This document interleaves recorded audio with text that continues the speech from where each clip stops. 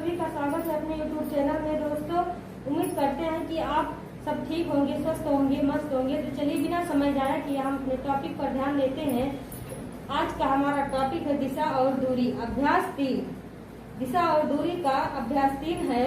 तो चलिए बिना समय गंवाए अपने सवाल पर ध्यान देते हैं। सामने देखिए, तभी आपको ये सवाल समझ में आएगा। तो चलिए सवाल पर ध्यान देते हैं। आज का सवाल है, गांव बी जो गांव ए के उत्तर में स्थित है, गांव सी जो बी के पूरब में स्थित है। गांव बी जो बाएं है गांव ए के गांव सी के सापेक्ष में गांव बी किस दिशा में है। यानी ये थोड़ा डिफिकल्ट सवाल है, लेकिन अगर आप ध्यान देंगे तो बस समझने मात्र की देरी है। जैसे आप ये सवाल समझ जाएंगे, आपको इसका उत्तर स्वयं सामने आ जाएगा।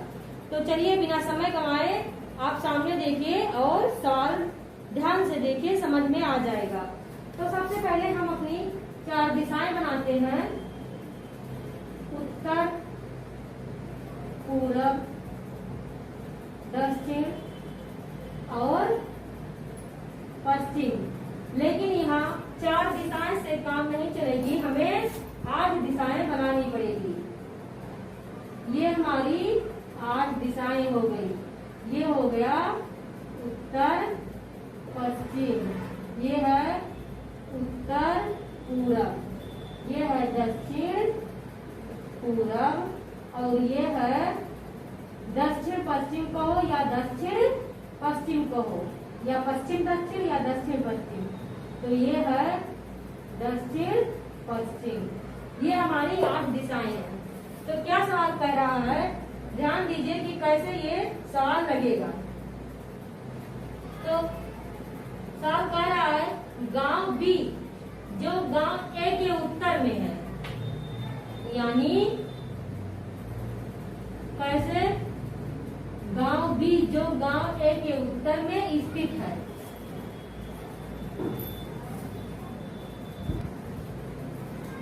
तो बिना समय गंवाए ध्यान देते हैं कि कैसे सवाल हल होगा। सामने देखिए, तभी आपको भी क्वेश्चन और सवाल दोनों समझ में आएगा और पढ़ाने वाला भी। तो ये सवाल क्या कह रहा है, गांव बी जो गांव ए के उत्तर में है। यानी अगर ए यहाँ पर है तो बी यहाँ पर होगा, तभी तो ए के उत्तर में गांव बी जो गांव ए के उत्तर में स्थित है। गांव सी जो गांव बी के पूरब में है, तो बी के पूरब में गांव सी है। तो देखिए, गांव सी जो गांव बी के पूरब में स्थित है। गांव बी जो बाएं है, यानी स्थित है गांव बी जो बाएं है गांव ए के बाएं, यानी ए के बाएं। तो वो या यहाँ हो सकता है या यहाँ हो सकता है, क्योंकि उत्तर में है तो ये उत्तर हो गया। लेकिन बाएं ये है कि ये है, ये क्लियर नहीं है। तो क्या है, गांव ए के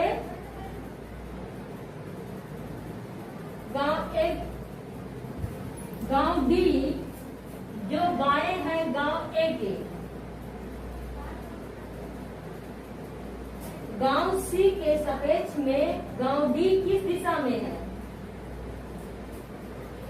तो इस तरह से हमारा सवाल होगा। तो समझिए, जो यहाँ था डी, तो यहाँ नहीं होगा। किस लिए, क्योंकि ये उत्तर में बता रहा है, तो ये उत्तर में है तो इसका बायां यही होगा, ये इसका दायां हो जाएगा। ये बायां है और ये दायां है, तो दायां का हमें कोई बात नहीं करनी है, इसीलिए ये हो जाएगा। तो हमारा ये रिश्ता पूछ रहा है सी और डी का, सी और डी का पूछ रहा है। तो जब बी उत्तर में है, ए दक्षिण में है और सी पूरब में है, डी पर है, तो डी कहाँ पर है, यहाँ पर है, ए यहाँ पर है और बी यहाँ पे और सी यहाँ पर है। तो इस प्रकार से है। तो कौन सा पूछ रहा है हमसे, सी और डी का। तो ये पूछ रहा है सी के सापेक्ष में डी किस दिशा में है। तो सी की अपेक्षा डी किस दिशा में है, दक्षिण पश्चिम में, दक्षिण पश्चिम। तो हमारा ऑप्शन देखते हैं। देखिए कि बस कुछ ही सेकंड में ये सवाल हल हो गया है। तो सामने देखिए और उसका उत्तर का जवाब दीजिए। देखिए कौन सा ऑप्शन सही है। तो हमारा पहला ऑप्शन है पश्चिम, दूसरा है दक्षिण पश्चिम, चौथा है दक्षिण और चौथा ऑप्शन है दक्षिण पश्चिम, सॉरी उत्तर पश्चिम, और पांचवा है इनमें से कोई नहीं।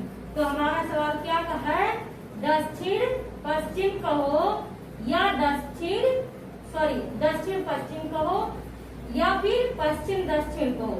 ये दिशा जो है इसे दक्षिण पश्चिम भी कह सकते हो और पश्चिम दक्षिण भी कह सकते हो, क्योंकि ये पश्चिम से दक्षिण में हो जाएगा और ये दक्षिण से पश्चिम में हो जाएगा। तो हमारा ये दूसरा ऑप्शन सही है। तो उसी प्रकार से बिना समय गंवाए हम अपने दूसरे सवाल पर ध्यान देते हैं। तो सामने देखिए और सवाल को ध्यान से देखिए, समझिए और उसका उत्तर दीजिए। तो हमारा दूसरा सवाल कह रहा है P के अपेक्षा P के दक्षिण पश्चिम में Q है, Q के पूरब में, और P के दक्षिण पूरब में R है। Q और P की सीध में लेकिन R के उत्तर में S है। बताइए कि P के किस दिशा में S स्थित है। तो ये सवाल ध्यान दीजिए तभी आपको समझ में आएगा। तो सबसे पहले इसे समझने के लिए हमें 8 दिशाएं बनानी होगी, जिसके लिए आपको सामने देखना होगा, तभी आपको ये सवाल समझ में आएगा। तो ये सवाल है, पहले आप दिशाएं बनाते हैं। ये 8 दिशाएं हो गया, ये उत्तर, दक्षिण, पश्चिम और पूरब। ये है उत्तर पूरब, ये है दक्षिण पूरब और ये है दक्षिण पश्चिम, ये है उत्तर पश्चिम। ये हमारी 8 दिशाएं हैं। तो इसमें सबसे पहले क्या सवाल कह रहा है उसे हम ध्यान देते हैं। तो देखना ये है कि हम बिना समय गंवाए सवाल पर ध्यान देते हैं, टॉपिक पर ध्यान देते हैं। तो सामने देखिए और सवाल को हल कीजिए। तो क्या कह रहा है, P के दक्षिण पश्चिम में Q है, यानी अगर P यहाँ है तो उसके दक्षिण पश्चिम में, दक्षिण पश्चिम कहाँ होगा, दक्षिण पश्चिम यहाँ नीचे, P के दक्षिण पश्चिम में Q है, तो Q यहाँ कहीं होगा। Q है, Q के पूरब और P के उत्तर पूरब, P के दक्षिण पश्चिम में Q है, यानी ये P है। ये 4 दिशाएं पहले है, ये P हो गया,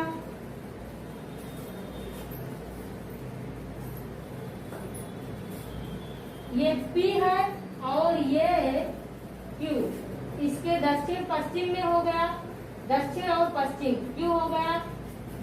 Q के पूरब और P के दक्षिण पूरब में R है, दक्षिण पूरब में R है, तो R कहाँ होगा,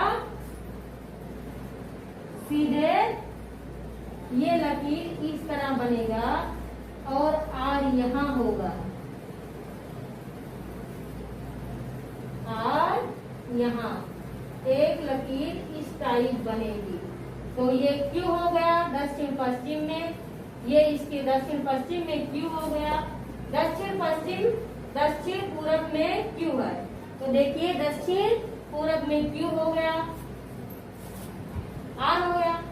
Q और P की सीध में उत्तर में एस होगा।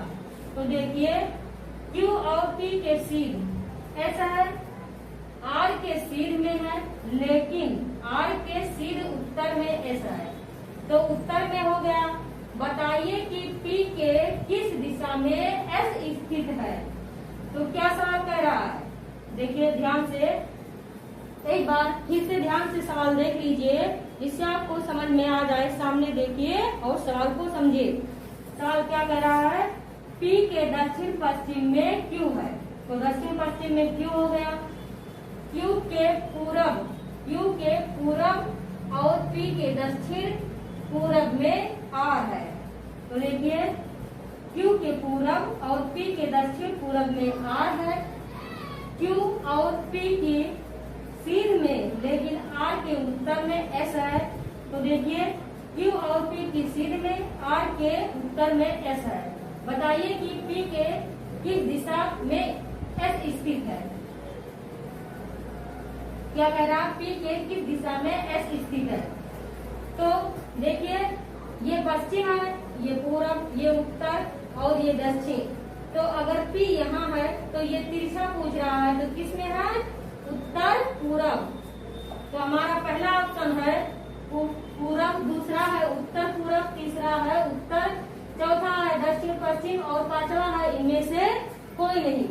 तो हमें इनमें से कोई नहीं देखना है, हमें देखना ये है उत्तर पूरब। ये हमारा दूसरा ऑप्शन है। तो दूसरा ऑप्शन हमारा सही है, उत्तर पूरब। पी के उत्तर पूरब में एस स्थित है।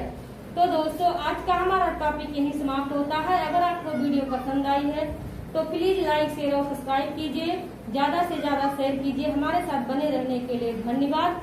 अगले दिन मैं एक नए टॉपिक के साथ आपके सामने आऊंगी। तब तक के लिए जय हिंद, जय भारत।